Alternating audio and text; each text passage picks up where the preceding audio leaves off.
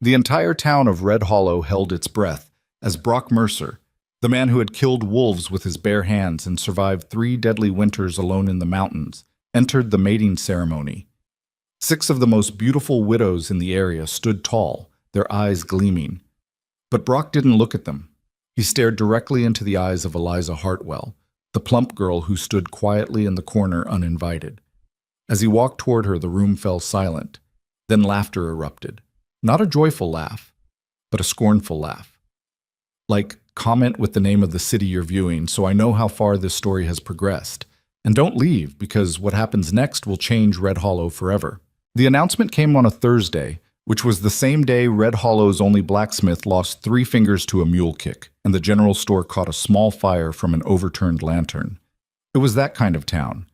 Things happened sideways without warning, and the people who lived there had learned to carry on through it, because stopping meant dying, and dying was the one thing the frontier did not require an invitation for. Brock Mercer rode in from the high pass just after noon. People heard him before they saw him. The heavy rhythmic fall of his horse's hooves on the frozen road, the creak of leather and iron, the silence that seemed to travel ahead of him like a cold front. Children ran to the edge of the boardwalk. Women who had been beating rugs or hauling water straightened up and watched. Men who were deep in conversation about crop prices or timber contracts let their words trail off and turned their heads. He was not the largest man anyone in Red Hollow had ever seen, but he carried himself in a way that made the space around him feel smaller. 6 feet and a few inches, broad across the shoulders in the way that comes from actual labor, rather than vanity, with a jaw that looked like it had been cut from the same granite as the mountains he'd spent the last 3 winters trapping on. His coat was elk-hide, dark and heavy. His hat had been repaired so many times in so many places that it looked like a map of minor disasters. There was a long scar along his left forearm that he never explained, and the rumor about how he'd gotten it changed depending on who was telling it. He was 34 years old, unmarried, and had more money saved than anyone in the territory suspected. He tied his horse in front of the land office, went inside for about 20 minutes, came back out, and then walked directly to the hall where the settlement social committee was preparing for that evening's gathering. Margaret Finch, who ran the social committee the way a general runs a campaign, was arranging chairs when the door opened. She looked up, saw who it was, and set down the chair she was holding. "Mr. Mercer," she said, "we weren't expecting you until evening." "I wanted to see the room," he said, looking around at the long tables and the wreaths of dried wildflowers someone had hung from the rafters.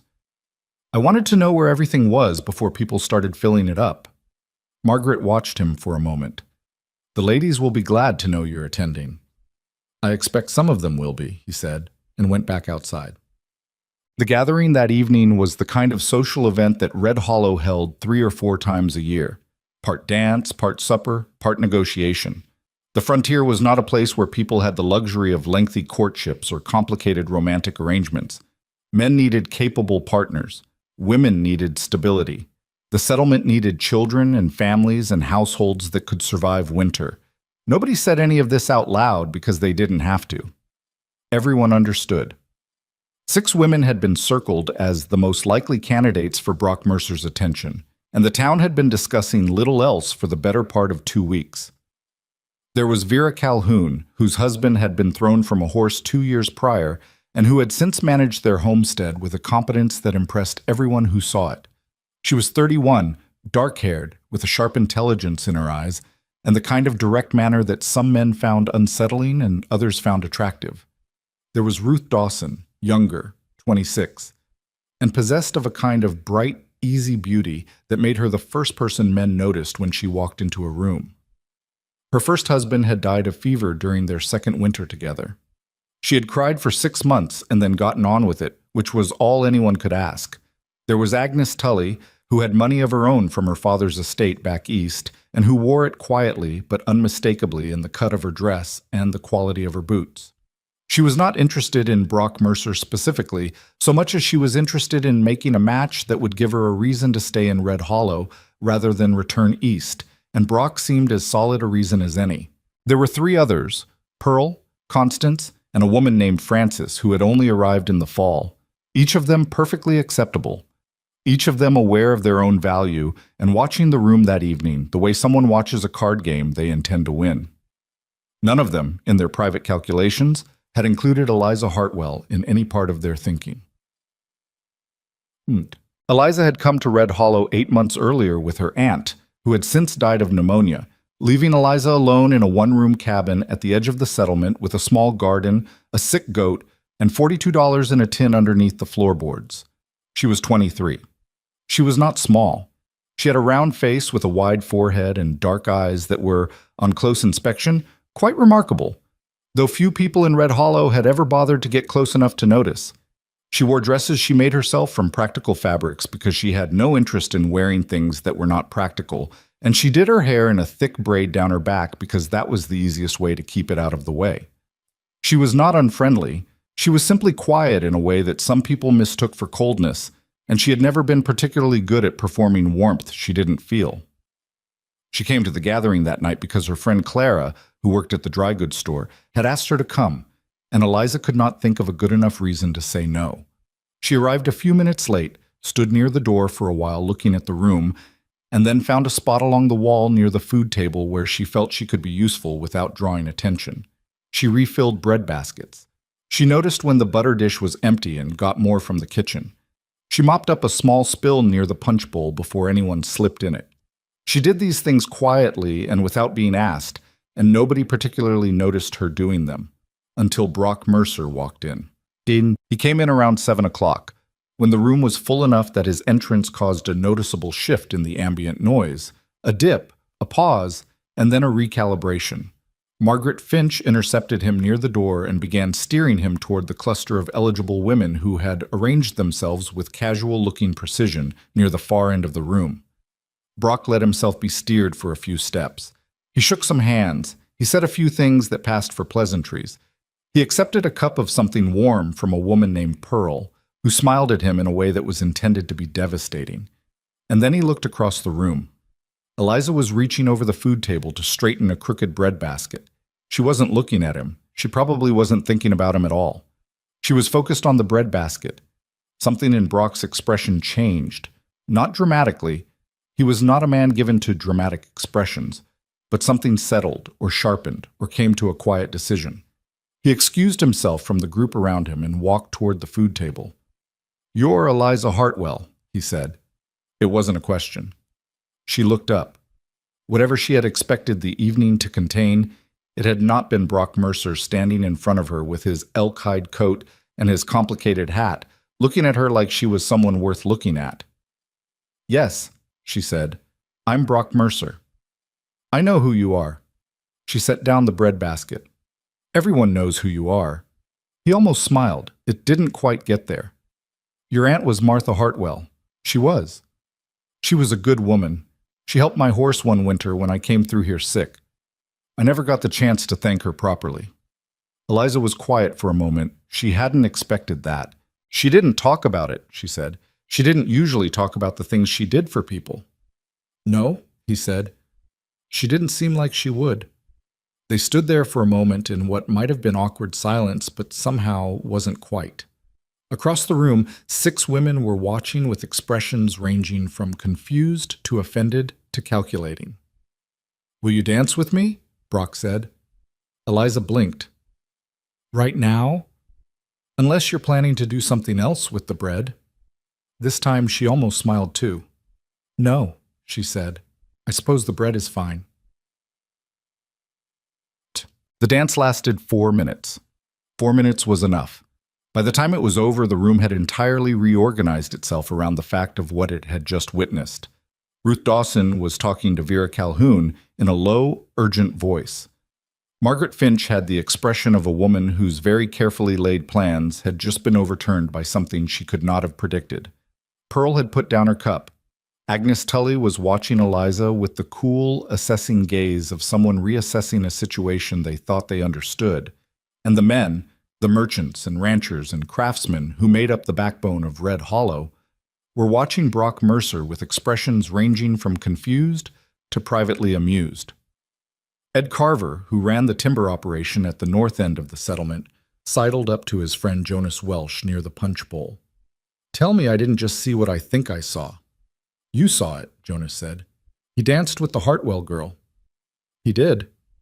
The Ed seemed to be searching for a word that wouldn't make him sound as unkind as the word he was actually thinking. The quiet one.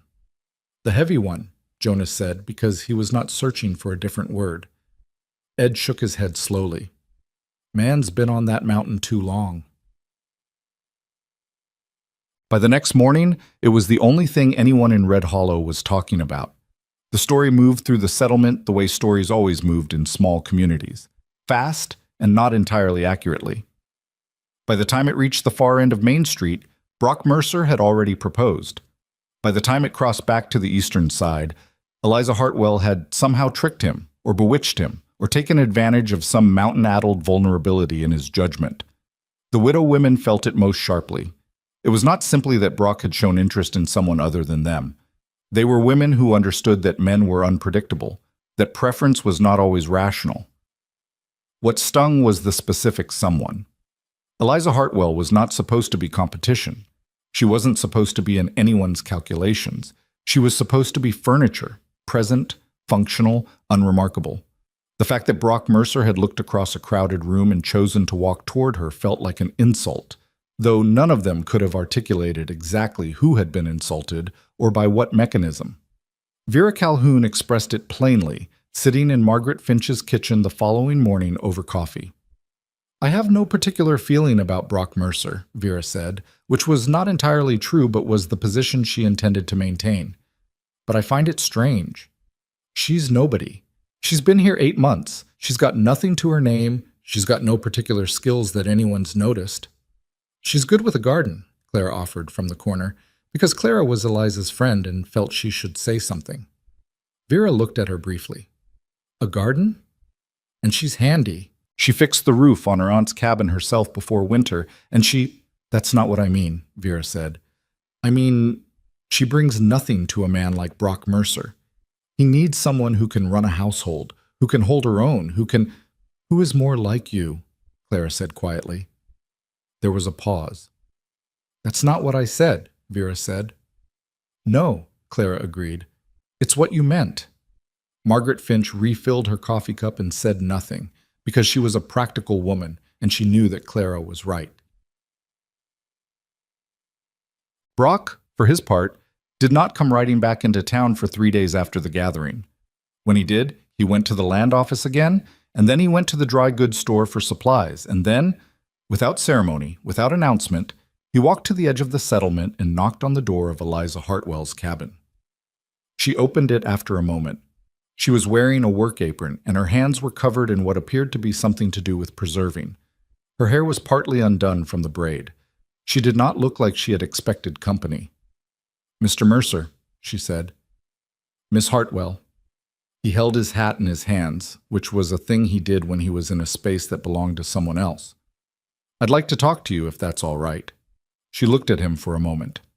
Behind her, the cabin was clean and efficiently arranged.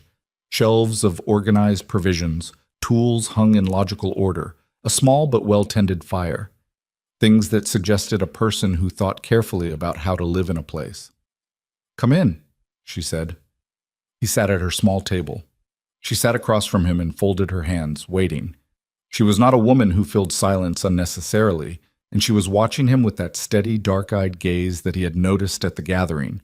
A gaze that was not aggressive or challenging, but simply direct, like she was looking at him and actually seeing him rather than the idea of him. I've been thinking about what to say to you, he said. I've been going over it for 3 days. And? I still don't have anything clever. He set his hat on the table. I'm 34 years old. I've been on my own for a long time. I'm not good at the way people talk around things. I'd rather just say it plain. I appreciate that, she said. I'd like to court you formally, with the intention of marriage, if we find we suit. He paused. I know people in this town think I've gone strange. I don't particularly care what they think, but I do care what you think, so I wanted to be honest about what I'm asking. Eliza was quiet for a moment. She turned her head slightly, looking at the fire. Why me? She said. Not in the way someone says it when they're fishing for reassurance. in the way someone says it when they genuinely want to know the answer. Brock thought about it. He could have said something easy, something flattering, something that sounded good. He didn't. When I walked into that room, he said, every woman in there was performing something, performing how pretty they were, or how capable, or how available. Everyone was showing me what they wanted me to see. He paused. You were fixing a breadbasket. You weren't thinking about me at all. You were just doing what needed doing. He looked at the organized shelves behind her. I've spent a long time on a mountain alone. I know the difference between someone who works because they're being watched and someone who works because that's who they are. Eliza was quiet for a long moment. That's either a very good reason, she said finally, or a very odd one. Probably both, he said. She almost smiled. It was the second time he'd almost made her smile. He filed this away as meaningful. I'll think about it, she said. Come back in a week. He nodded, picked up his hat, and stood. One more thing, he said at the door. What's on your hands? She looked down. Elderberry, for preserves. Good for winter, he said. That's why I'm doing it, she said. It's going to be a hard one. He looked at her steadily. How do you know?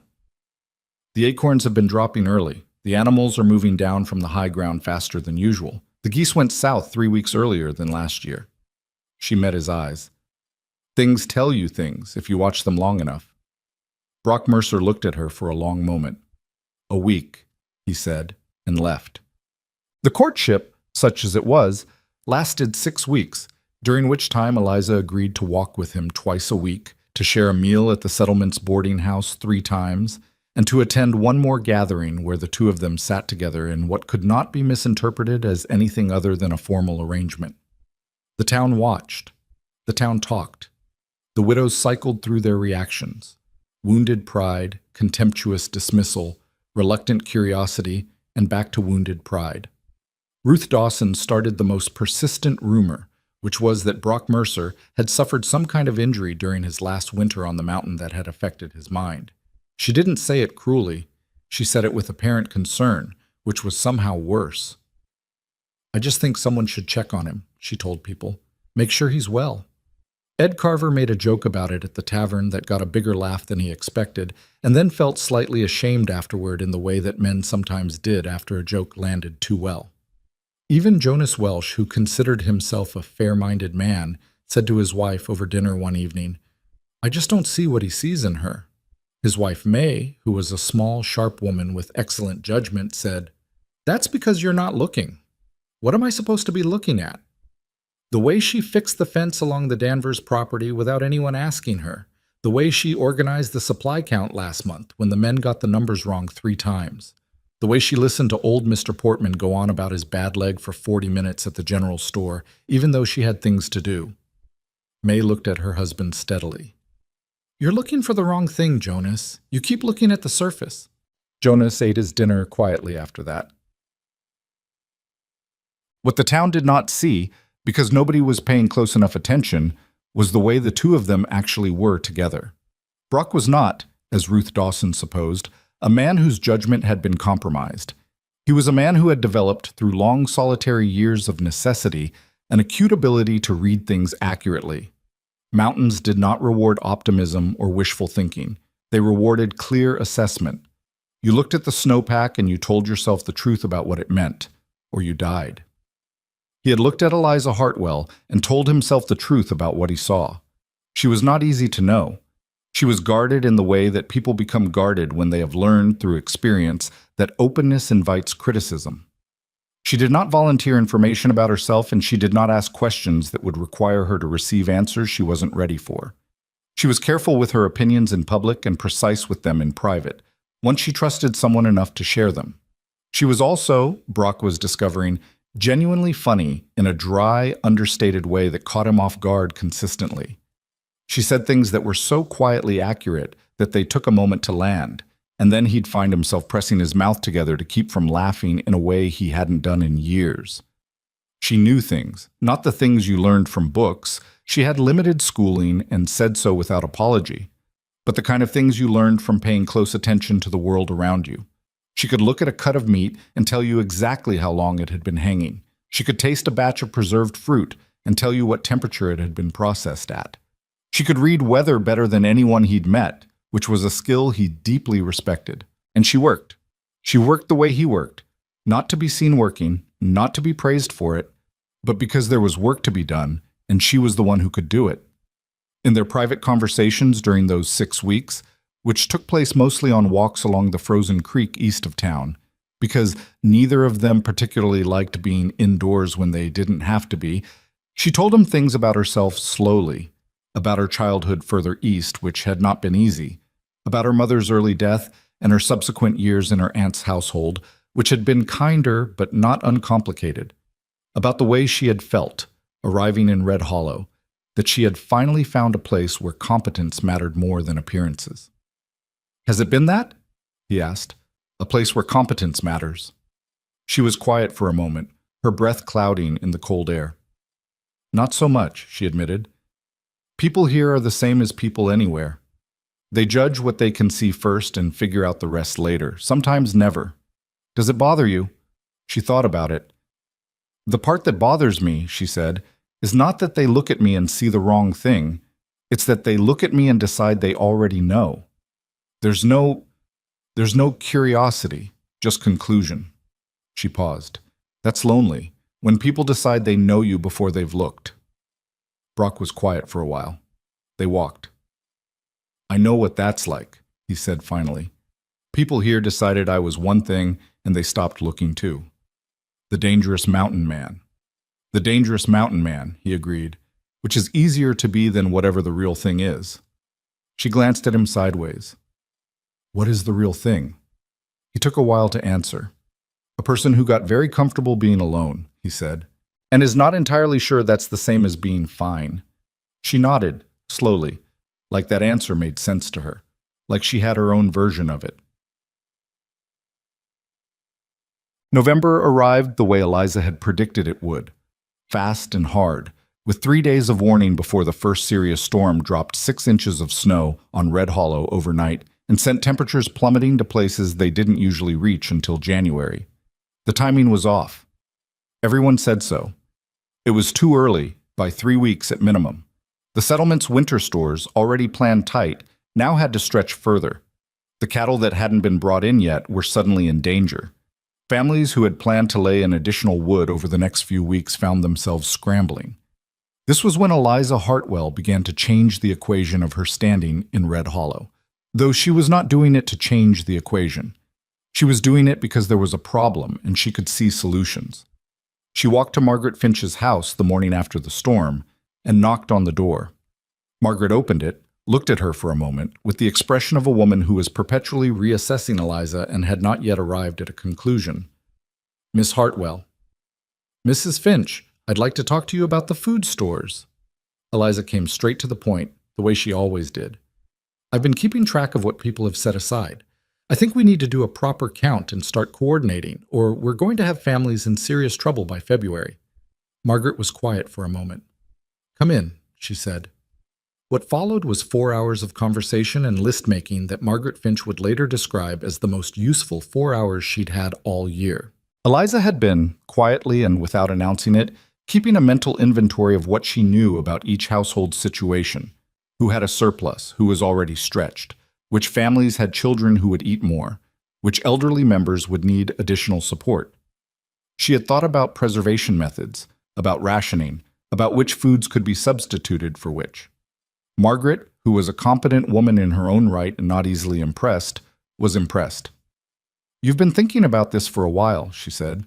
"Since September," Eliza said, "when I noticed the acorns." Margaret looked at her with the measuring expression of someone recalculating. "Why didn't you say anything sooner?" Eliza met her eyes evenly. "I did try to say something at the supply meeting in October," she said, "but nobody asked for my opinion, and when I offered it anyway, Mr. Carver told me the planning was being handled." There was a pause. "Right," Margaret said, in a tone that contained considerable more acknowledgement than Ed Carver would likely have been comfortable with. "Well, I'm asking now." That was the beginning of it. Over the following 2 weeks, Eliza worked with a focus and a practicality that was difficult to ignore even by people who were very motivated to ignore it. She organized a community inventory that revealed exactly what the settlement had and what it needed. She proposed and helped implement a rationing system that was fair and that accounted for different household sizes. She spent 3 days teaching a group of women additional preservation techniques that extended what they had. She identified quietly which families were too proud to admit they were struggling and made sure those families found extra supplies appearing on their doorsteps without too much explanation. She did all of this alongside Brock, who had thrown himself into the physical work of winter preparation, reinforcing structures, retrieving cattle, cutting and hauling wood, with the same quiet intensity he brought to everything. They moved around each other with an increasing ease, a growing synchronization that people around them noticed whether or not they said so. Even Ruth Dawson, watching from her window one afternoon as Eliza directed a group of older children in carrying sealed preserve jars to the community storehouse, felt the first small creak of something shifting in her certainty. She didn't say anything about it, but she felt it. It was Jonas Welsh's wife May who said it first, in that direct way of hers. "She's the most useful person in this settlement," May told her husband one evening, in the same matter-of-fact tone she used to discuss everything. "We just didn't notice because we were too busy deciding what we thought of her." Jonas ate his dinner. "You're probably right," he admitted. "I am right," May said without irritation. "The question is what everyone's going to do about it." Jonas didn't answer that because he didn't know the answer yet, and neither did Red Hollow. But something had shifted. Quietly, the way winter came in, ahead of schedule, faster than anyone expected, covering everything before people had quite made up their minds about it. The settlement was not the same town it had been before the snow. And Eliza Hartwell was not the same overlooked figure standing quietly at the edge of other people's gatherings. Not anymore. She was still quiet. She still didn't perform warmth she didn't feel. She still wore her practical dresses and kept her hair in that thick braid and said what she meant without dressing it up. But Red Hollow was beginning, reluctantly and without quite admitting it, to look at her differently. To actually look. And Brock Mercer, who had known from the moment she stood at that food table straightening a breadbasket that she was someone worth looking at, was watching the town come to the conclusion he'd arrived at 6 weeks ago. He was patient. He had learned patience on the mountain in the long, cold hours of waiting for what you needed to arrive. He could wait a little longer. The storm wasn't done. Not even close. And neither, it turned out, was Eliza Hartwell. The rationing system held, barely, through the first 2 weeks of November. Barely was the operative word. 3 families on the east side of the settlement had underreported their stores. Not out of dishonesty, exactly, but out of the particular pride that made frontier people unwilling to admit how thin their margins actually were. When the truth surfaced during Eliza's second inventory count, it surfaced badly, in the middle of a community meeting that had already been running too long and growing too tense. Ed Carver was the one who said what several people were thinking. He said it in the blunt, slightly too loud voice he used when he was embarrassed and covering it with aggression. "We shouldn't need a counting system in the first place," he said, standing near the back of the meeting hall with his arms crossed. "If people had planned properly in September like they were supposed to, we wouldn't be standing here reorganizing everything at the last minute." The room shifted. Some people nodded. Some people looked at the floor. Eliza, who was standing near the front with her inventory ledger, turned around to face him. "The September planning assumed a standard winter timeline," she said. "This isn't a standard winter. The question isn't why we didn't plan for it. Nobody plans for something they don't expect. The question is what we do now." "And you think you know what we do now," Ed said. Not quite a question. "I have some ideas," she said. "Yes." There was a quality to the silence in the room that was hard to describe. It wasn't hostile, exactly. It was more like the specific discomfort of a group of people watching someone they had categorized one way behave in a way that didn't fit the category. Margaret Finch, sitting at the head table, looked from Ed to Eliza and made a decision. "Let's hear the ideas," she said. Ed sat down, slowly, with the expression of a man who was not quite ready to concede anything but had run out of ground to stand on. Eliza's ideas were not complicated. That was the thing about them. They were not brilliant in the way that required special knowledge. They were simply the result of someone having looked carefully at the available information and drawn logical conclusions without letting pride or habit or wishful thinking distort the picture. She proposed consolidating the most perishable stores to the community building, where the temperature could be better controlled. She proposed a rotation system for the families with youngest children to receive priority on fresh provisions. She proposed using the Danvers barn, currently empty since old Mr. Danvers had passed in the fall, as overflow storage, which would require asking the Danvers widow's permission, which she had already done, quietly, 2 days prior. She had already done it. That was the part that caught people. Jonas Welsh noticed it first. He leaned over to May and said quietly, "She already asked Martha Danvers." "She asked her last week," May said, equally quiet. "Before this meeting. Before anyone had voted on anything." Jonas sat with that for a moment. "How did she know it would come up?" "Because she's been paying attention," May said, with a patience that suggested she had already had this conversation with herself and was slightly tired of having it with Jonas. "That's all. She's just been paying attention." The meeting ended with 3 of Eliza's 5 proposals adopted formally and the other 2 agreed upon informally, which in Red Hollow meant they would happen, but nobody wanted to put them in writing. It wasn't a triumph. People didn't come up to her afterward and thank her or shake her hand. They filed out into the cold talking among themselves, and a few of them nodded at her as they passed, which was more than they'd been doing a month ago. Brock was waiting outside. He fell into step beside her on the walk back toward her cabin, hands in his pockets, breath visible in the cold air. "How'd it go?" he asked. "About as well as it goes," she said. He glanced at her sideways.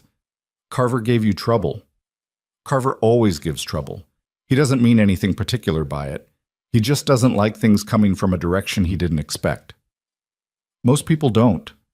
"No," she agreed. "But most people get over it." Brock was quiet for a moment. "You're not bothered?" "I'm a little bothered," she said, honestly. "I just don't see what being bothered about it accomplishes." He made a sound that might have been the beginning of a laugh. It was hard to tell with him sometimes. He had a very contained way of finding things funny. "You're a practical woman, Eliza Hartwell," he said. "You knew that when you knocked on my door." "I did," he said. "I just keep finding out how true it is." She looked straight ahead at the snow-covered road. "Is that still a good thing to you after 6 weeks?" He thought about it in his unhurried way. "It's a better thing," he said. "Every week it's a better thing." She didn't say anything to that. But something in the line of her shoulders changed, loosened slightly, and if you were paying attention, which Brock Mercer always was, that was answer enough. But the thing about small communities is that goodwill, once withheld, does not reverse overnight, and gratitude for practical assistance does not automatically translate into personal acceptance. Red Hollow was learning to rely on Eliza's competence in the way that you learn to rely on a tool that works, with appreciation that stops well short of warmth. Vera Calhoun was the most honest about it. She came to help with the Danvers barn conversion on a Thursday morning, along with 4 other women, and she worked alongside Eliza for 3 hours moving and stacking and organizing. At noon, they stopped to eat, sitting on overturned crates in the cold barn with bread and dried meat. "I'll say this," Vera said, not looking at Eliza directly, looking at her bread. "You know what you're doing." "Thank you," Eliza said. "That's not the same as saying I understand what Brock sees," Vera continued, in the tone of a woman who had decided on honesty and was going to use it whether or not it was comfortable. "I want to be straight with you. I don't have bad feelings toward you, but I don't understand it." The other women were looking at their food. Eliza chewed, swallowed, took a drink of water. "You don't have to understand it," she said. "It's not yours to understand." Vera finally looked at her. "No, it's not." She paused. "Does it bother you? The way people have been about it?" "The way people have been," Eliza repeated. "You mean the assumptions." "I mean all of it." Eliza was quiet for a moment. In the cold barn, one of the other women turned slightly away, as if to give them privacy that was not quite possible in a shared space. "What bothers me," Eliza said carefully, "is not that people have opinions. People have always had opinions about me. What bothers me is being told, before I've done a single thing, what I am and what I'm worth." She looked at Vera steadily. You ran your homestead alone for 2 years after your husband died. Were you the same person before he died and after? Vera blinked. No, obviously not. But people treated you the same. A beat. Yes, Vera said more quietly. Then you know what it is, Eliza said, to have people decide they already know you. There was a long silence. Someone's horse shifted outside. Wind moved against the barn wall. That's fair, Vera said finally. It cost her something to say it. You could hear that. I'm not trying to win an argument, Eliza said. I'm trying to live here. Same as everyone. Vera nodded once, slowly. She looked back at her food. You're better at barn organization than I expected, she said, which was not quite an apology, but was the closest Vera Calhoun was going to get to one, and Eliza understood that and accepted it. December arrived in stages, each stage colder than the last, each snowfall heavier, each morning darker. The settlement contracted inward the way settlements do in hard winters, people moving more slowly, staying closer to home, burning through wood and patience at roughly equal rates. The food system held. That was the important thing. It held because of the inventory, because of the organization, because of the quiet, consistent work of the woman most of the town still wasn't sure what to make of. No family went without. A few families came closer to going without than anyone admitted, but came close and no further, which was the most you could ask of a bad winter. Brock spent the darkest weeks splitting wood and reinforcing whatever needed reinforcing and teaching Eliza, on 2 long afternoons, the specific way he built a trail through snow to make a path that would hold rather than break apart underfoot. He was a precise teacher, not patient in the soft sense, but clear, thorough, willing to repeat something as many times as needed without frustration. You don't get frustrated when people don't understand right away, she observed on the second afternoon. Getting frustrated doesn't help them understand faster, he said. It just makes them nervous. Nervous people learn slower. She looked at him. Who taught you that? Nobody, he said. I learned it the other way first, being frustrated with myself on the mountain when I didn't know how to do something. It never helped. He pushed the next section of snow back with the shovel. Eventually, I just stopped being frustrated, stopped expecting knowing how to do something before I learned it. He paused, which sounds simple, but took me about 4 years. She took that in. They worked in silence for a while. The cold was a physical presence, pressing in from all sides, but they had both dressed for it and were working steadily enough to stay warm. Can I ask you something? She said. Go ahead. Do you care what they think? The town, Ed Carver, the widows, any of it? He thought about it the way he thought about everything, without hurrying. Not in the way you mean, he said. I don't care if they approve of my choices, but I care about living in a community that works. I care if people are suffering. I care if things go badly. He looked at her. I chose to be part of this settlement. That means the people in it matter to me, even the ones who irritate me. Even Ed Carver. Ed Carver most of all, maybe. Stubborn, proud, wrong half the time. He almost smiled. Sounds familiar. She raised an eyebrow. Which one of us are you talking about? This time the almost smile made it all the way. Both, he said. Probably. East. It was Ruth Dawson who caused the worst of it, in the middle of December, at a small gathering at the Finch house. She didn't intend to cause the worst of it. At least Eliza chose to believe she didn't. Ruth was not a cruel woman. She was a wounded one, which sometimes produced the same results. The gathering was supposed to be practical, a small group of women coordinating the holiday provisions distribution. Eliza had been invited by Margaret, which itself represented a shift from 3 months ago. She came, sat near the window, listened, and contributed where she had something useful to say. Partway through the evening, Ruth made a comment. She was talking to Agnes Tully, not loudly but not quietly enough, and Eliza heard it. I'm sure she means well, Ruth said. It's just, there's something about a woman who always needs to be the one who knows best. It's exhausting to be around. You start to wonder if it's about helping or about proving something. The room didn't go silent. It would have been easier if it had. Instead, it went slightly quieter, That particular kind of slightly quieter that meant several people had heard and were watching for what would happen next. Margaret Finch looked at the table. Eliza set down her cup. She looked at Ruth for a long moment, not with anger, which would have been understandable, but with something flatter and more controlled. "You're probably right that I'm proving something," she said. The room got quieter still.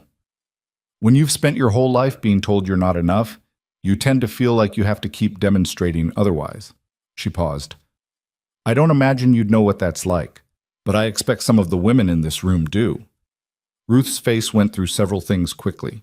Embarrassment, something that wasn't quite guilt but was adjacent to it, then a controlled recovery. "I didn't mean it unkindly," she said. "I know," Eliza said, and she let it go. Not because she didn't feel it.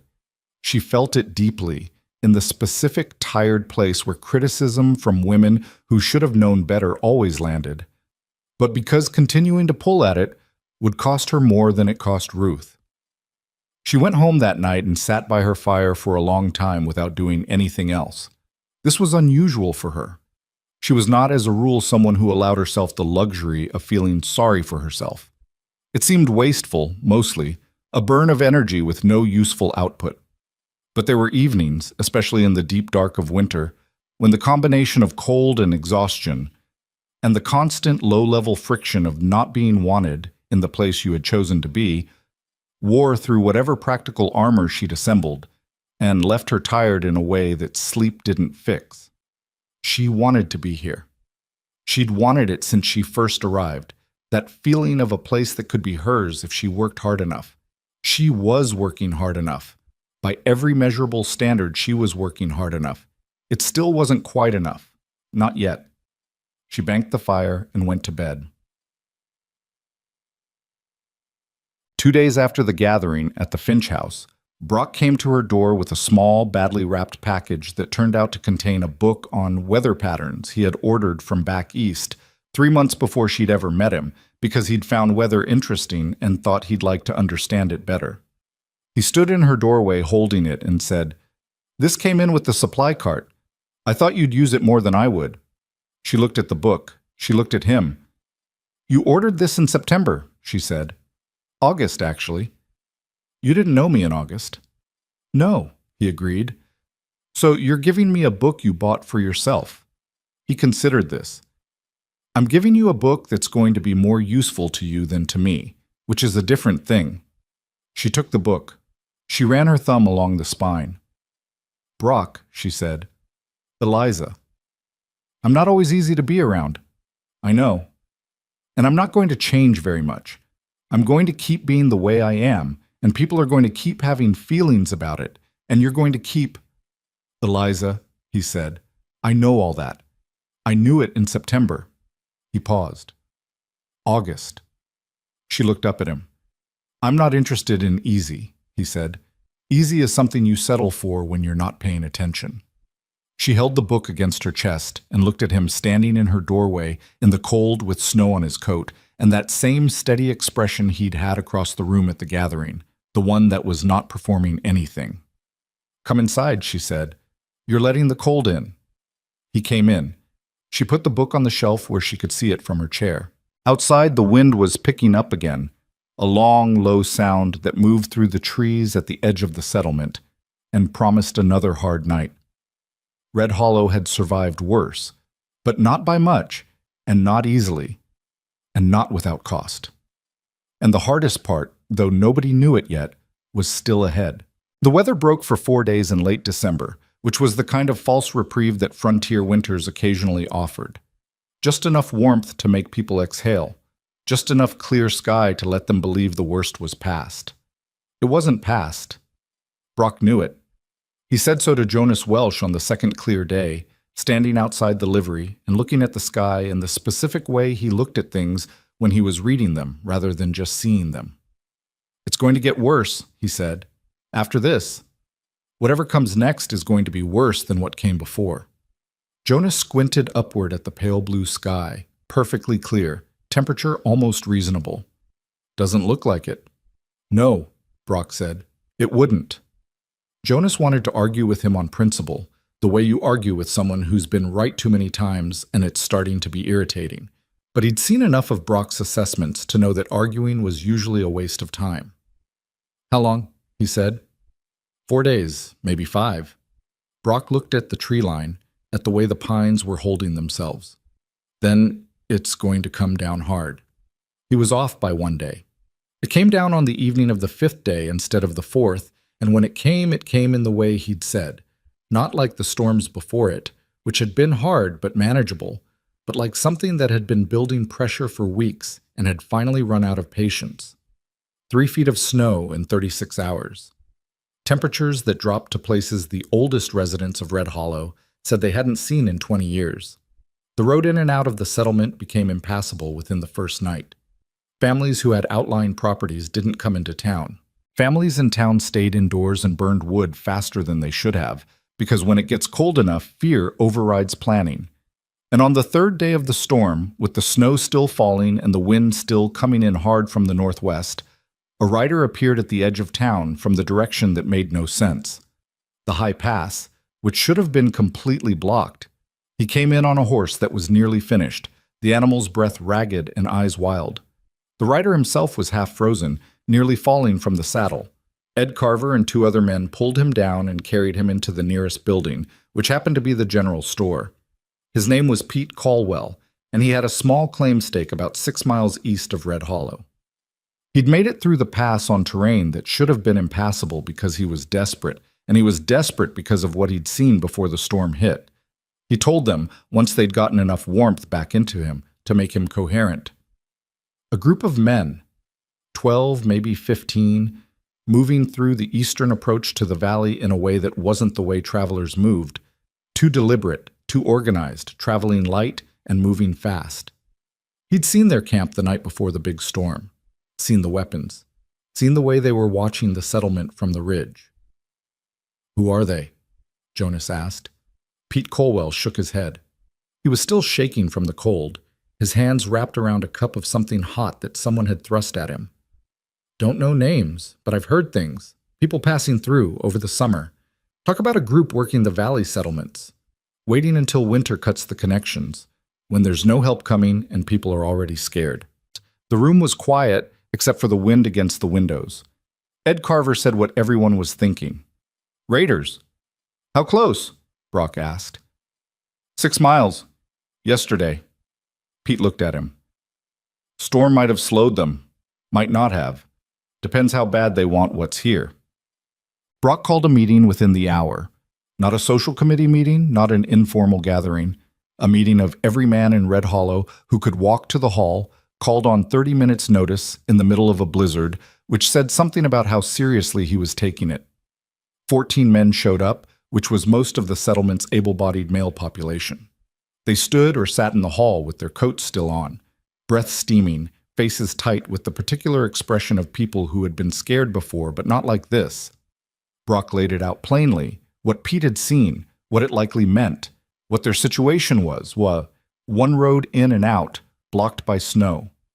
No way to send for help. 14 men against potentially 15 if the raiders came through, and the raiders would have the advantage of choosing their timing. "We have a day, maybe 2, he said. "If the storm holds, maybe more. When it clears, they'll come." "Or they won't come at all," said a man named Harris, who ran the boarding house. He was trying to sound reasonable. "Maybe they moved on. Maybe they saw the storm and found somewhere else." "Maybe," Brock said. "Do you want a plan for maybe?" Harris looked at the floor. "We need positions," said Clem Foster, who was the closest thing Red Hollow had to a military veteran, having served 10 years back east before his lungs demanded he move somewhere dry. "Defensible points. If we can hold the entry road and the northern approach—" "There aren't enough of us," Brock said, not unkindly, just accurately. "Not if they're 15 and they know what they're doing. Holding 2 positions with 14 men in these conditions means we're thin everywhere." "So what do you suggest?" Brock was quiet for a moment. "I don't know yet," he said, which surprised people. They expected him to have an answer. "I need to think about the terrain." The meeting broke up without a clear plan, which was worse than useless. It sent men home scared and directionless. The wind outside had not let up. Somewhere in the dark and the snow, if Pete Caldwell was right, 15 men were waiting for the weather to give them an opening. Eliza had not been at the meeting. Women hadn't been included, which was a habit of the settlement that nobody had thought to examine. She found out about it the same way the other women did, through their husbands and brothers coming home tight-faced and quieter than usual. Clara came to her cabin an hour after the meeting ended, half buried in a coat and scarf, knocking hard on the door. "You heard?" she said when Eliza opened it. "Some of it. Come in." Clara came in and told her everything, quickly, in the slightly breathless way she told things when she was frightened. Eliza listened without interrupting. When Clara finished, Eliza was quiet for a moment. She had that expression she got when she was working something through. Not blank, exactly, but turned inward, like she was reading something that was only visible to her. "The tunnels," she said. Clara blinked. "What?" "The old mining tunnels, under the eastern ridge." Eliza was moving to her shelf, pulling out the weather book Brock had given her and flipping to something in the back. She'd made notes in the margins, and she found the page she wanted. "When I was putting together the winter inventory, I talked to Mr. Portman about the settlement's history. He told me about the mining operations before the town, the tunnels they dug. Some of them run right under the main approach road." Clara stared at her. "How do you know where they come out?" "Because Portman drew me a rough map. He talks a lot, and I listen." She found the margin she was looking for, a small diagram sketched in pencil. "He said the tunnels were shored up enough to be safe. They talked about using them for cold storage at one point, but never got around to it." "Eliza." Clara's voice had something complicated in it. "What are you thinking?" "I'm thinking," Eliza said carefully, "that 15 men moving through an unfamiliar valley in winter, following the obvious road, could be led somewhere else." She traced the pencil diagram with her finger. "If there's a way to make the road look like it leads one way when it leads somewhere else. If there's a way to split them up in the dark, in confined spaces where numbers matter less." Clara was quiet for a long moment. "You need to tell Brock," she said. "I know. Tonight." "I know, Clara." She went to find him at the hall, where he and Clem Foster were still talking through defensive positions that none of them were satisfied with. She knocked on the door and Jonas Welsh opened it, looked at her with mild surprise. The surprise of a man who had not thought about the fact that she hadn't been included and was only now realizing that this was strange. "Miss Hartwell." "I need to talk to Brock," she said, "right now." Something in her voice made Jonas step back without further discussion. She came in. The remaining men looked at her. She walked to the table where Brock was standing over a rough map of the settlement, his coat still on, a tension in the line of his shoulders that she recognized from the weeks of winter preparation, the look of a man pressing very hard against a problem. "I have something," she said quietly. He looked up. "But I need to explain it, and I need you to listen before you decide." "I'm listening," he said. Just like that. No preamble, no qualification. She laid out the tunnel idea. She explained what Portman had told her. She produced the margin diagram and spread it on the table beside Brock's settlement map. She walked through it, the approach road, the tunnel entrances, the way a group of men following a clear trail in the dark would follow it without knowing where it led, the way the tunnels branched, the way you could close off sections, the way 14 men, with the advantage of knowing the terrain, could manage 15 men who suddenly couldn't see and couldn't coordinate. She also said, clearly, what could go wrong. If the tunnels have deteriorated more than Portman thinks, there's a collapse risk. If the raiders split before entering, it doesn't work. If anyone loses their position inside, it turns into something very bad in a very small space. She looked at the map, then at Brock. It's not a safe plan. I want to be straight about that. The room was quiet. Clem Foster was looking at the margin diagram with an expression she couldn't read. Ed Carver was looking at it too, jaw set, not saying anything. Brock studied the diagram for a long moment. Then he looked at Eliza. How confident are you in Portman's information? He's 73 and he talks too much. But his memory for this kind of thing is clear. He walked those tunnels himself 30 years ago. She paused. I'd want to walk them tonight to verify, but I don't think he's wrong. You'd want to go into the tunnels tonight. Someone needs to. In a blizzard. The blizzard is what gives us time to do it, she said. Once it clears, I know. He looked at the map again. Then he looked at the other men. Clem. Clem Foster had spent 10 years in military service. He was not a man who agreed with things easily or for social reasons. He looked at the diagram, looked at Brock, and said, "It could work. If the tunnels are what she says they are, it could work. It's better than a straight defensive line with our numbers." Ed Carver said nothing for a moment. Then, "Who came up with this?"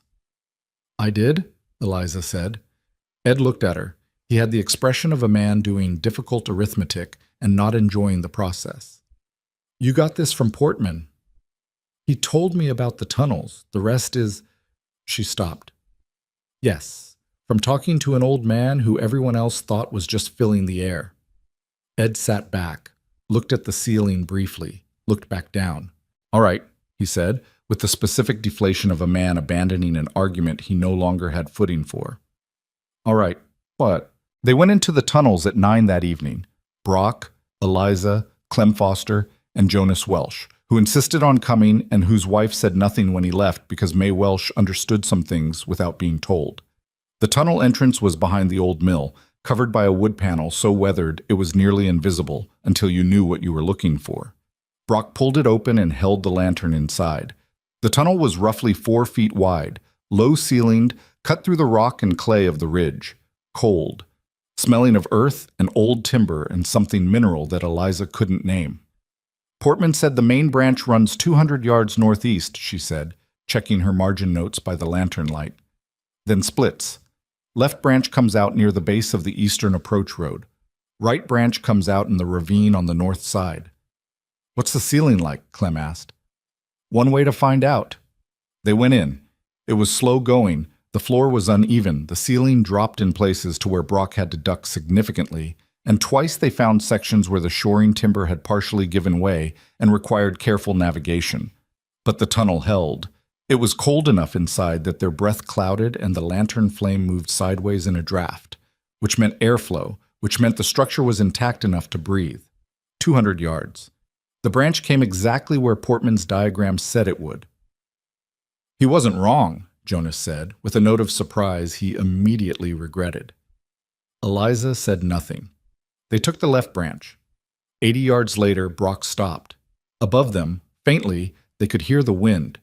He put his hand against the ceiling and felt the vibration of movement, the storm, pressing against the ridge above them.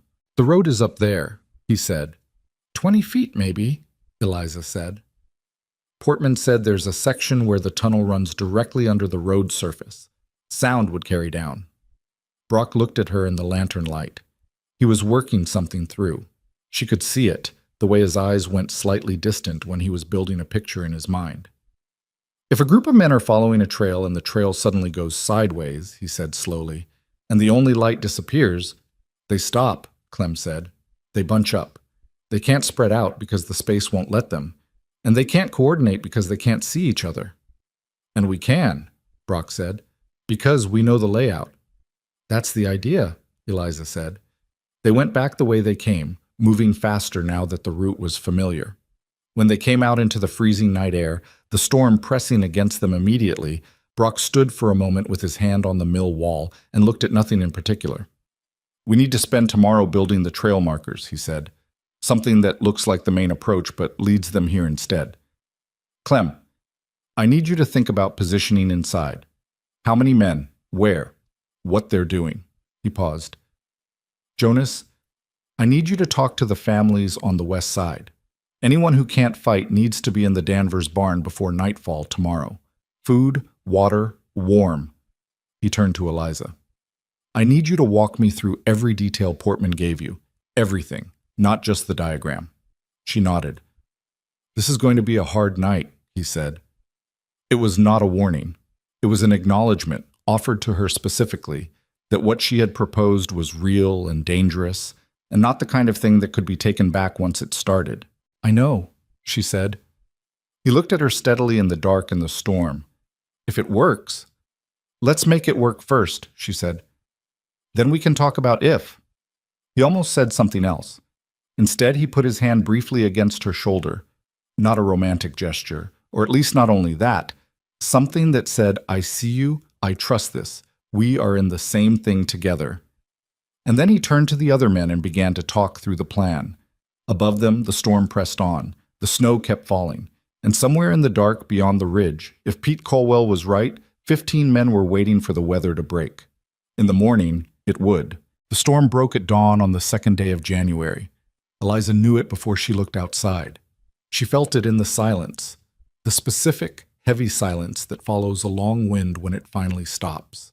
A silence that has weight and texture, and that she had learned over the weeks of that winter to read the way other people read faces. She was already dressed when the light came through her window, already moving. The trail markers had been built the day before, during the last hours of the storm, when visibility was bad enough to cover what they were doing, but conditions were still workable if you were stubborn about it. Brock and Clem had laid them out with the precision of men who understood that the difference between a convincing false trail and an obvious one was about 6 inches of spacing and the right depth of packed snow. The markers led from the eastern approach road, the obvious route any outside group would take toward the settlement, and curved gradually, subtly, toward the mill and the tunnel entrance in a way that looked like the natural path of a track that had been traveled before. It looked right. That was the thing that mattered. Jonas Welsh had moved the families to the Danvers barn the previous afternoon. 19 people, mostly women and children and the elderly, settled into the barn with enough food and water and wood to last 3 days, with strict instructions to stay quiet and stay inside regardless of what they heard. May Welsh had organized it with the same sharp competence she brought to everything, arranging people by need and making sure the children understood the situation in terms that were honest without being terrifying. "Something is happening tonight," May had told the children in a voice that was steady as a floorboard. "We're going to be very quiet and very still, and we're going to let the grown-ups handle it. That's the job right now. Can you do that job?" The children said yes, because May Welsh asked things in a way that made yes the only reasonable answer. Now, in the cold blue light of early morning, Brock stood outside the mill with Clem Foster and 5 other men, looking at the sky. "Today," Clem said.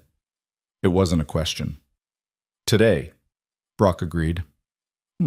There were 7 of them on the active defense: Brock, Clem, Jonas, Ed Carver, 2 younger men named Will Stacy and Daniel Pruitt, who had proven themselves reliable during the winter preparations, and a former surveyor named Abe Gould, who was 52 and not particularly fast, but had a calm in a crisis that was worth more than speed. The other 7 men of the settlement were either too old, too injured from the winter's work, or, in 2 cases that nobody said aloud, had quietly indicated they were not going to be useful in a fight and had taken themselves to the barn. Nobody condemned them for it exactly, but nobody forgot it either. Eliza was not supposed to be part of the active positions. This had been the plan as agreed upon, and Brock had been clear about it. Her role was the coordination, the knowledge of the tunnel layout, the guidance through the underground sections that no one else knew as well as she did. Once the men were in position, she was supposed to go to the Danvers barn. She had agreed to this, genuinely agreed, not as a performance of compliance she didn't feel. She understood the logic, and she wasn't interested in courage for its own sake. Courage for its own sake was what got people killed on the frontier. You didn't take risks that weren't necessary. You took the risks that were. What changed the calculation was Ed Carver, who had a bad ankle from a fall on the ice 4 days prior, and who, when they reached the tunnel entrance and began moving into position, went down on his 3rd step and couldn't get up without help. "It's fine," Ed said through his teeth. "Give me a minute." "Ed," Brock said, "give me a minute." He tried again. His ankle gave and he grabbed the tunnel wall, face going white. The ankle had been worse than he'd let on. Worse than he'd admitted to anyone, because Ed Carver did not admit to things like that. Brock looked at the tunnel, looked at the 7 positions they needed covered, looked at the 6 men who could still move. He turned around. Eliza was still at the tunnel entrance. She hadn't left yet. "I know the layout better than anyone," she said, before he could speak. "And I can move faster in there than Ed." "That's not—" He stopped. He was doing the math. She could see him doing the math. "Brock." Her voice was quiet and level, not pushing, Just there. You know I'm right. He looked at her for a long moment in the early light. Behind him, Clem was already moving deeper into the tunnel, getting into position, because time was the one thing they didn't have to waste. Middle junction, Brock said finally. You stay at the middle junction. You don't go further than that. Your job is to listen and relay. If the right branch gets movement, you signal Jonas. If the left branch goes wrong, you get out. Those are the conditions. Those are the conditions, she agreed. I mean it, Eliza. I know you mean it. She met his eyes. I also mean it. Ed Carver, sitting against the mill wall with his ankle extended and his expression complicated, said nothing. But he watched her go into the tunnel behind Brock, and something in his face did the arithmetic that his mouth hadn't gotten around to saying yet. The hours inside the tunnel were the longest of Eliza's life. That was not hyperbole. She had had hard days, hard years in certain stretches, but there was something about the combination of cold and dark and the complete absence of information from the outside world that compressed time into something unbearable. She sat at the middle junction, the point where the tunnel branched left and right, with the lantern turned down to its lowest usable setting, and she waited.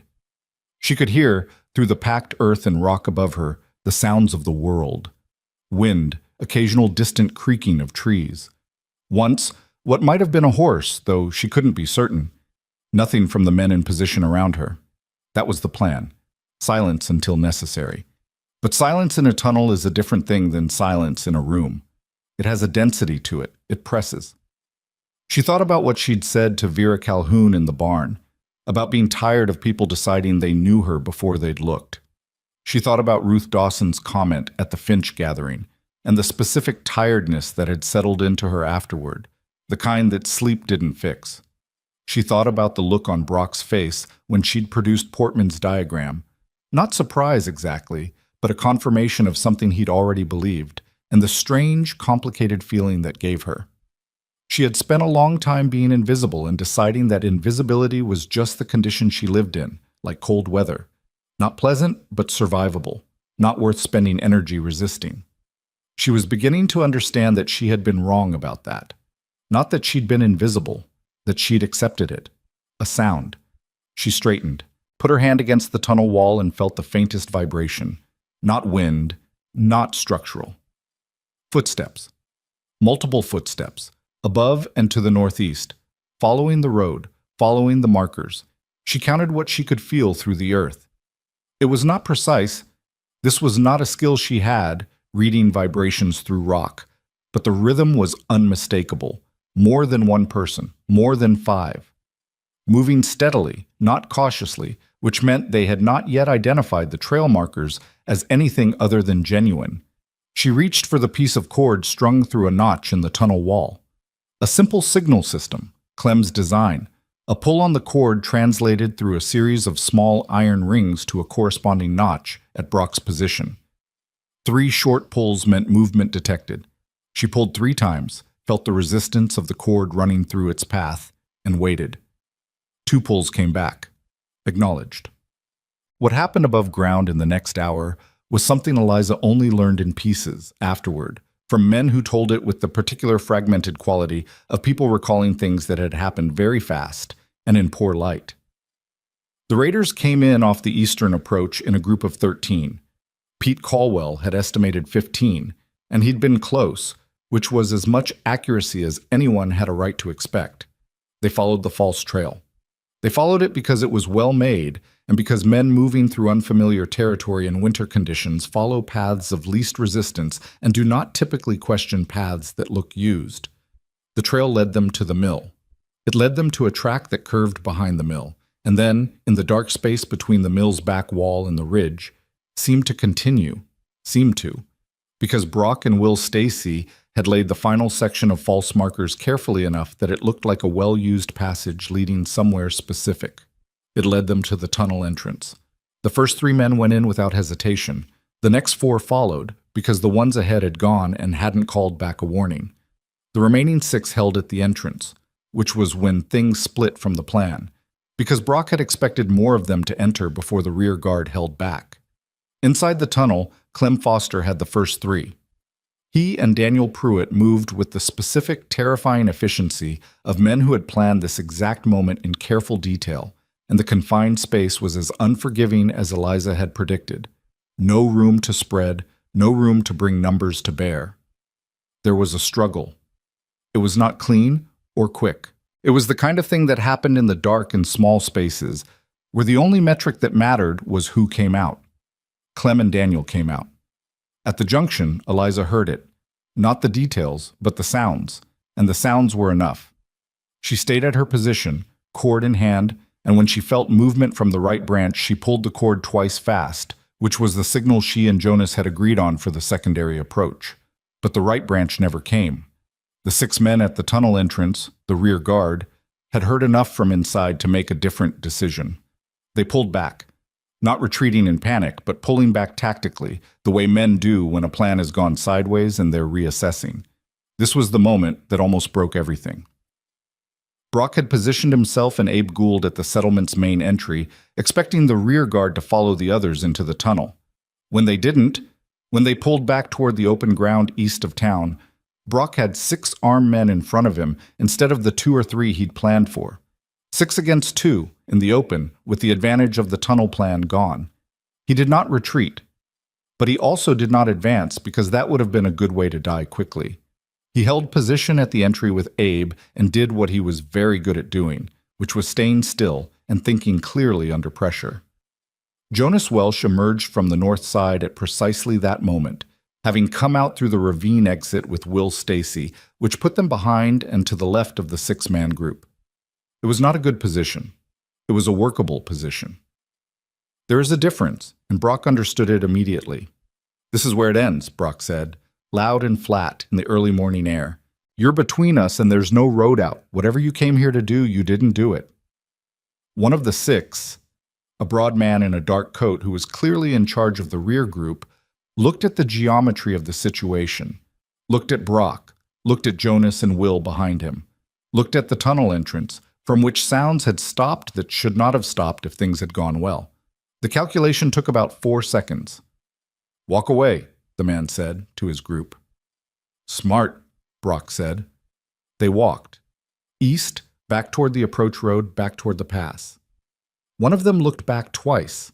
None of them ran, because running would have required admitting fear, and men like that don't admit fear even when the fear is entirely reasonable. Brock watched them until they disappeared. It took another hour to fully clear the tunnels. 2 of the 7 who had entered were incapacitated, 3 had surrendered when they understood their situation, and 2 had found the right branch and gotten partially out through the ravine exit before Jonas's early exit had blocked that option. No one from Red Hollow was killed. Clem had a cut along his left forearm that he said was nothing. Daniel Pruitt had a bruised rib. Brock had a gash on his right hand from a knife that had come sideways in the dark and caught him before he was aware of it. Not deep, but ugly, bleeding freely in the cold. When he came out of the tunnel into the morning light, Eliza was waiting at the entrance. She had stayed at the junction until Clem gave her the all-clear signal, and then she had come out the way she'd come in, and she had stood at the mill wall in the cold because she didn't know where else to be yet, and she needed to be somewhere she could see. She saw the gash on his hand immediately. "That needs to be cleaned," she said. "It's fine." "It's not fine. It's bleeding in the cold. Come here." He came. She took his hand.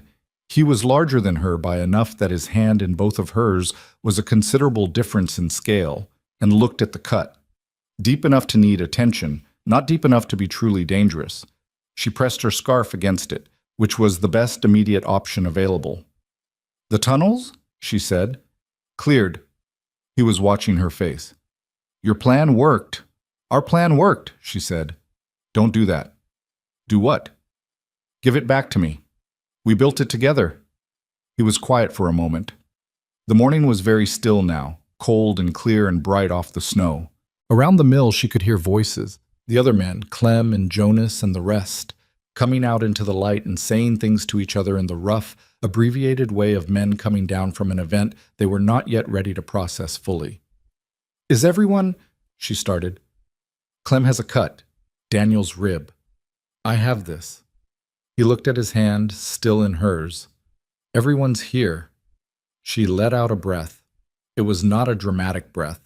It was a very small, very controlled exhalation of something she had been holding for the past 6 hours without quite admitting it. "Good," she said. And then, after a moment, because she was not a person who said more than she meant, but she was also not a person who said less, "I was worried about you." "I know," he said. "You can't know. You were in the tunnel." "I know because I was worried about you," he said, "and we tend to worry about the same things." She looked up at him. The morning light was doing something to the snow around them, making it bright in a way that was almost harsh, the kind of clear that comes after a storm and feels newer than it should. Ed Carver walked past them, limping badly on his ankle. He stopped a few feet away and looked at Eliza with that expression she'd seen on him over the past weeks. The arithmetic expression, the one where the numbers kept not adding up the way he expected. "That tunnel idea," he said. "Yes," she said. "Where'd you get it?" "From listening to an old man," she said. Ed was quiet. His jaw worked slightly, the way it did when he was deciding something. "All right," he said. "All right." He nodded once, at her and at Brock both, and limped on. It was not an apology. Ed Carver was not a man who apologized, but it was something, and Eliza understood what it was, and she accepted it as what it was rather than what it wasn't. Jonas Welsh emerged from around the side of the mill and came to stand near them. His coat was filthy from the tunnel, and he had a scrape along his chin, and he looked fundamentally like a man who needed a long sleep and a hot meal. "May's going to want to know everything," he said. "In order, from the beginning." "May's going to already know most of it," Brock said. "That's true," Jonas agreed without apparent resentment. "She usually does." He looked at Eliza. "You should come to the barn. People should see you're all right." She thought about the 19 people in the Danvers barn, the children who had been very quiet and very still, the women who had waited in the cold and the dark without knowing what was happening outside.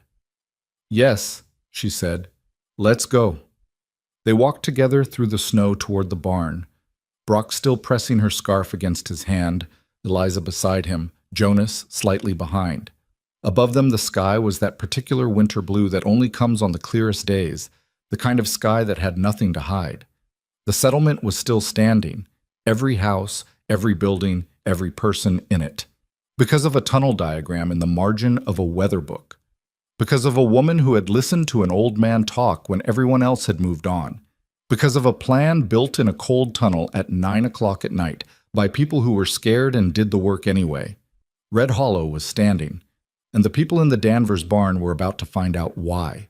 May Welsh opened the Danvers barn door herself when she heard footsteps in the snow outside. She had been awake the entire night, not pacing. May was not a pacer, but sitting near the barn's small iron stove with a child sleeping against each side of her and her eyes on the door, listening to everything that came through the walls. She heard the wind die before dawn. She heard the silence that followed it. She heard, sometime in the early morning hours, sounds that she chose not to interpret in front of the children. When the door opened and she saw Jonas first, then Brock, then Eliza coming through the snow, something in May's face did a very quiet thing that she would not have wanted described in detail. She simply stood up, carefully displaced the children, and walked to the door. She looked at Jonas.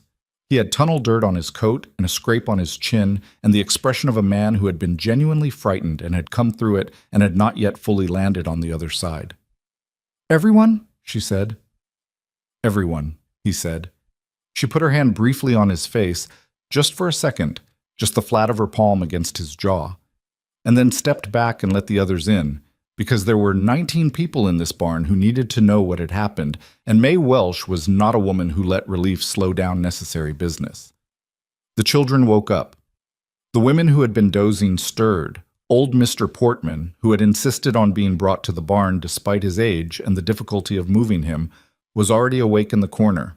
Eliza suspected he had been awake most of the night too, in the particular way of old people who have learned that sleep is less reliable than it used to be. Brock told them what had happened. He told it plainly, the way he told everything, without dramatic flourish or false modesty. He said the plan had worked. He said the settlement was intact.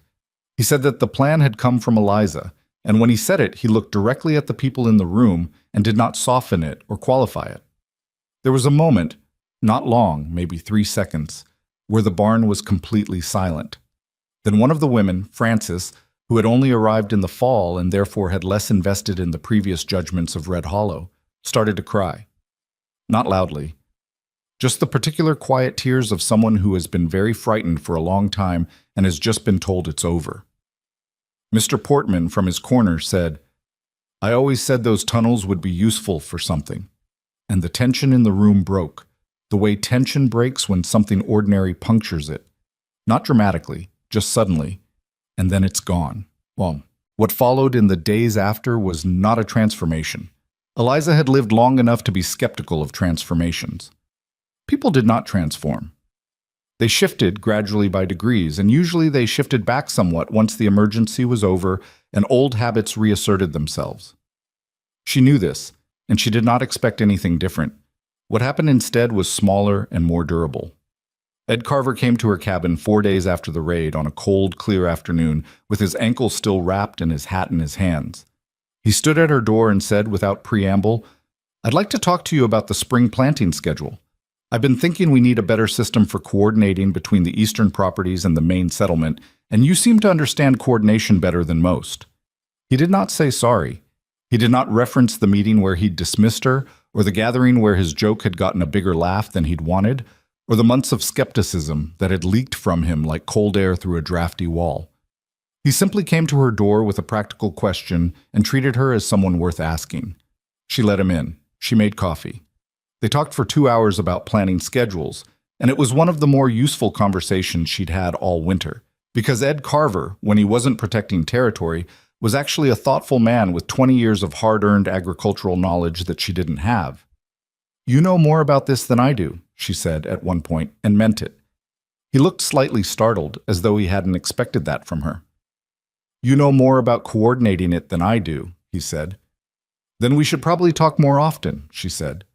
He looked at her for a moment, the arithmetic expression for the last time, and then something settled behind it.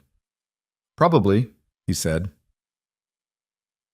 Vera Calhoun came not to apologize, but to ask a question, which was more like Vera and therefore more genuine. She knocked on a Saturday morning and stood in the doorway with the directness that characterized everything she did. "How did you know?" Vera said. "About the tunnels.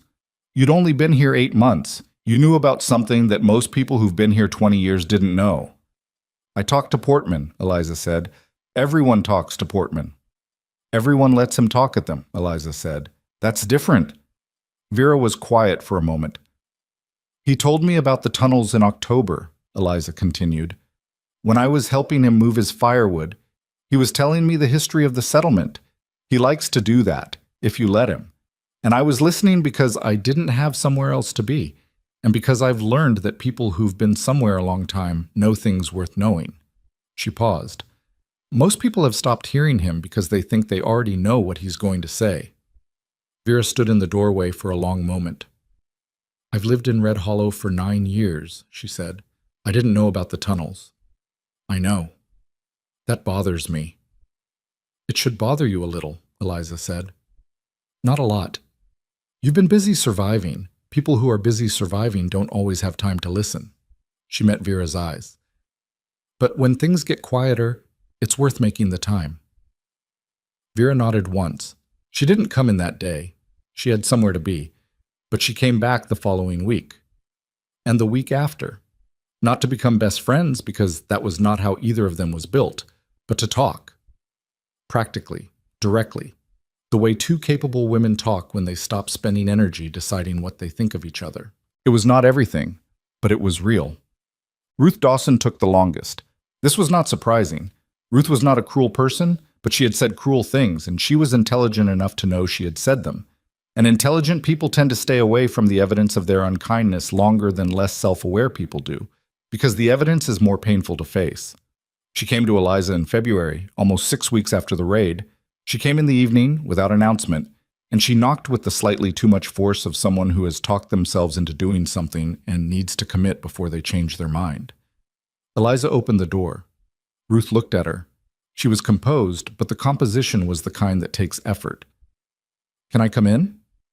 Yes, Eliza said. They sat at the small table.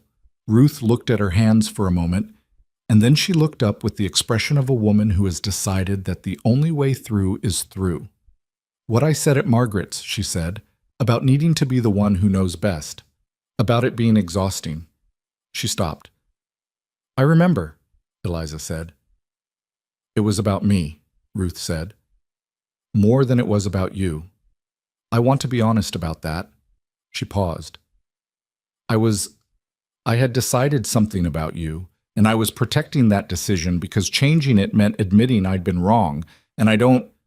She stopped again. I'm not good at admitting when I've been wrong. Most people aren't, Eliza said. That's not an excuse. No, it's just true.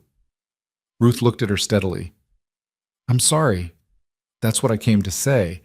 I'm sorry for what I said, and I'm sorry for the months before it, when I'd already decided you weren't... She didn't finish the sentence.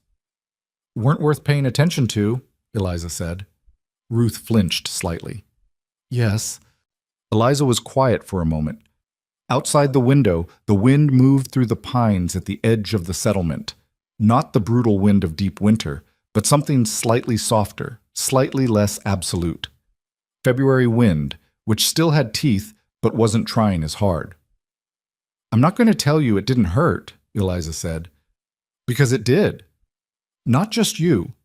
All of it. The whole town. The way I came here hoping it would be different and found out it wasn't. She looked at her own hands for a moment. But I've never wanted to hold things against people. It's too much weight to carry. Ruth nodded. Her eyes were bright in a way she was controlling carefully. Thank you for coming, Eliza said. It wasn't easy. I know that. No, Ruth said. It wasn't. They had coffee. They didn't become friends that night, and they might never be friends in the close sense. They were too different, wanted too different things from their lives. But they sat together for an hour and talked about ordinary things, and when Ruth left, she said goodnight in a way that was genuine, and Eliza said goodnight back in a way that was genuine, and that was the end of something and the beginning of something else, and neither of them needed to name it. On the first truly warm day of March, warm being relative, meaning above freezing, meaning the kind of day where you could stand in the sun and feel it on your face without immediately wanting to be somewhere else. Brock Mercer stood up at the community meeting that Margaret Finch had called to discuss spring preparations and said what he'd been thinking about for 2 months. He didn't ask for the floor in the formal way. He simply stood, and people stopped talking, because when Brock stood in a room with intention, people stopped talking. It was not something he did deliberately. It was just who he was. I want to say something, he said. It's not about the agenda. Margaret nodded, with the expression of a woman who had a schedule she would like to get back to, but understood some things were more important than schedules. He looked at the room, not at the walls, not at the middle distance, at the room, at the people in it. I chose Eliza Hartwell in November, he said, in front of this room. And I know what most of you thought about that choice. You thought I'd gone strange from too long alone on the mountain. You thought I'd made an error. Some of you were kind enough to keep that to yourselves, and some of you weren't. He paused. I'm not saying this to make anyone feel bad. What's done is done. I'm saying it because I want to be clear about something. The room was very quiet. I didn't choose her despite who she was, he said. I chose her because I saw who she was from the beginning, and nobody else was looking. He glanced at Eliza, who was sitting near the window with an expression he recognized, the controlled, watchful expression she wore when something was affecting her more than she wanted it to. He looked back at the room. She kept your families fed through the worst winter in 20 years. She came up with the plan that kept this settlement from being taken apart. She did those things not because she was trying to prove herself to any of you, but because that's who she is. A person who sees what needs doing and does it. He stopped. I just thought someone should say it plain. He sat down. The room was still quiet for a moment. Then Margaret Finch, who was not given to public sentiment, cleared her throat and said, Noted, in a voice that somehow contained more acknowledgement than most people's long speeches. Ed Carver, across the room, looked at the table. Jonas Welsh looked at May, who looked back at him with the expression of someone who had been waiting for this moment for a while. Mr. Portman, in his usual corner, said to the person next to him, in a voice slightly too loud. "I knew about those tunnels for 30 years. Nobody ever asked me." "They know now, Portman," someone said. "They should have asked sooner," he said, without particular rancor. Eliza did not cry. She was not a woman who cried easily, and she was not going to start in a community meeting. But she did something she rarely did, which was allow herself to feel it. Actually feel it, without immediately translating the feeling into something practical. The warmth of it. The fact of being seen, not in spite of everything she was, but because of it, by someone who had been paying attention from the beginning. She looked at Brock across the room, and he met her eyes for a moment, and that was enough. They married in April, when the ground had thawed enough to make it feel like the world was opening rather than closing. It was not a large ceremony. Neither of them wanted large. They stood in the hall where they had first danced 4 months earlier, which felt like a different season of their lives, which it was, and said what needed to be said in front of the people who mattered, and signed what needed to be signed. Margaret Finch cried, which surprised everyone, including Margaret. Old Mr. Portman fell asleep during the vows and had to be gently woken for the celebration after, which surprised no one. Vera Calhoun gave them a practical wedding gift, a set of tools for the spring work, and the gift said more about where things stood between her and Eliza than any speech would have. Ruth Dawson came. She sat in the back and she stayed the whole time, and she danced once with Jonas Welsh, who was a terrible dancer, and at the end of the evening she found Eliza near the door and said simply, "I'm glad for you," and Eliza believed her. Ed Carver ate a great deal of the food and talked too loudly and laughed at his own jokes, which was Ed being Ed, and that was all right. There is something that the frontier teaches you, if you survive it long enough. Not the lesson that people expect. Not that the strong survive or that hardship builds character, because the frontier kills plenty of strong people and destroys plenty of characters without building anything in their place. What it teaches, if you're paying attention, is something simpler and harder. It teaches you to look carefully at what's actually in front of you, not what you expect to be there, not what the category says should be there, not what would be convenient to find. What is actually, specifically, honestly there. Red Hollow had looked at Eliza Hartwell and seen the category. They had seen a woman who didn't fit the expected shape, who didn't perform warmth on demand, who didn't make herself easy to dismiss by making herself easy to understand. They had looked, and they had decided they already knew, and in deciding they already knew, they had stopped looking. Brock Mercer had looked and kept looking. This was not because he was a better person, exactly. He was not a better person in any comprehensive sense. He was a difficult person in his own ways, closed off in some chambers of himself that he still hadn't fully opened, given to silences that were sometimes thoughtful, and sometimes were just walls he'd stopped noticing he'd built. He was not a romantic hero. He was a 34-year-old trapper who had spent too long alone and had never learned to make small talk, and once accidentally insulted Margaret Finch at a dinner party so badly that she didn't speak to him for 6 weeks. He was just someone who had learned, on a mountain, in the particular classroom of long solitude, to look at things as they were. And when he had looked at Eliza, that's what he had seen. Not a category, not a conclusion, not a shape that did or didn't fit his expectations. A person. An actual, specific, irreducible person. That was what he had chosen. Not despite her. Because of her. All of her, including the parts that were difficult, including the parts that she sometimes wished weren't there. This is the thing that gets overlooked in the stories people tell about worth and belonging. The question isn't whether someone is good enough. The question is whether anyone is willing to look long enough to see what's actually there. The looking is the thing. The willingness to keep your eyes on something past the first impression, past the comfortable conclusion, past the version of a person that's easiest to hold. Most people don't do it, not because they're unkind, necessarily, because looking is work, and people are tired, and it's very easy to decide you already know. By May, Eliza had moved into the property Brock had filed on in November, a solid house on 20 acres east of the settlement, backing up to the tree line that she had always found beautiful. She planted the kitchen garden in the second week of May, when the ground felt right, and she put in 3 times the elderberries she'd had at the cabin because she now had the space for it, and because a hard winter had a way of teaching you to prepare for the next one. Brock built her a shelf along the south wall of the main room, longer than the one at the cabin, and on it she put the weather book with its margin notes, the preserve jars labeled in her careful handwriting, and a small collection of other things that mattered to her in ways she didn't need to explain. Some evenings they sat on the porch after the day's work and looked out at the valley, and didn't say much because neither of them needed to fill quiet with words. The settlement was visible from there, Smoke from chimneys, the sound of the mill starting up again now that the creek had thawed, the distant noise of children who had been cooped up all winter and were loudly overjoyed to be outside. Red Hollow was not perfect. It would never be perfect. It still had its rivalries and its pride and its tendency to judge by the surface, and it would have those things long after Eliza and Brock and everyone else currently living in it were gone. Towns don't cure themselves of human nature. They just occasionally get reminded of what they're missing when they're too certain too fast. But there was something different now, something that the winter had pressed into the settlement's understanding and left behind. Not gratitude, exactly. Gratitude is fragile, it fades. Something more like evidence. Evidence that the person you've already decided you know might have more in them than your decision allowed for. That the old man talking in the corner might know something worth hearing.